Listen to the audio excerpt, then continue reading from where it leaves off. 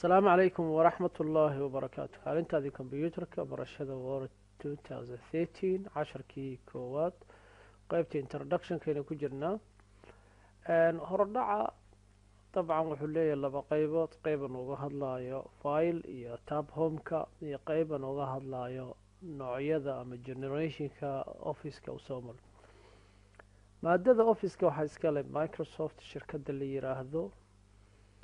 waxaa jira laba shirkadood oo inta badan applicationadan soo saara.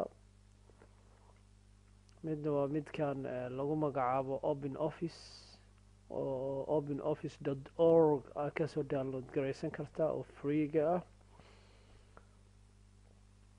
iyo midkan lagu magacaabo Microsoft iska leedahay. anaga marka waxaan ka hadlayna waa midda shirkadda Microsoft leedahay ee Windows-yada soo saarta. Microsoft Office wuxuu lahay wax lagu magacaabo 97 ama 95. qoraalkaas xoogaa waxbaa ku jira. wuxuu soo maray generation 2002 office la yiraahdo ayaa jiray ama Office XP loogu magac daray oo waqtigii Windows XP soo baxay ah. Microsoft Office 2003 ayaa jiray 2007 iyo 2010 oo intaba suuqa yaala dabcan oo aadna u fiican isticmaalkooda. 2007 waxay ka dambeeyay waxaa laga dhigay ribbon waxa la yiraahdo ayaa loo sameeyay oo waa laga dhaafay waxyaalihii iconadii iyo wixii la mid ka ahayd. Microsoft halkaasi ka baxday. Microsoft Office 2013 waa midka anaga hadda aan dul taaganahay. midka hadda suuqa yaalana waa 2016. marka waxaan rajaynayaa insha Allah hadda halkaas wax yar dul istaaga. Office-ka wuxuu qaybsamaa 3 qaybood: student plus wax la yiraahdo, mid business ah iyo mid professional ah. saddexdaas qayboodba midka hesho uu ku cover gareynayo baahida adiga aad dooneyso.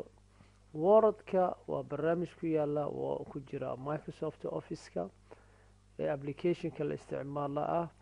Word-ka waxa la newsletter-ka lagu qoraa, ardayda waxay ku diyaariyaan assignment-yada wax la midka.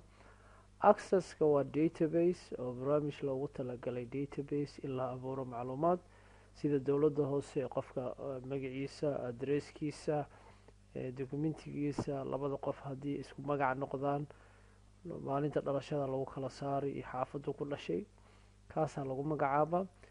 Excel-ka waa barnaamij xisaabaadka aada loo dejiyo oo qolooyinka xawlaadda iyo shirkadaha isticmaalaan. marka waa maado aada u qiimo badan runtii.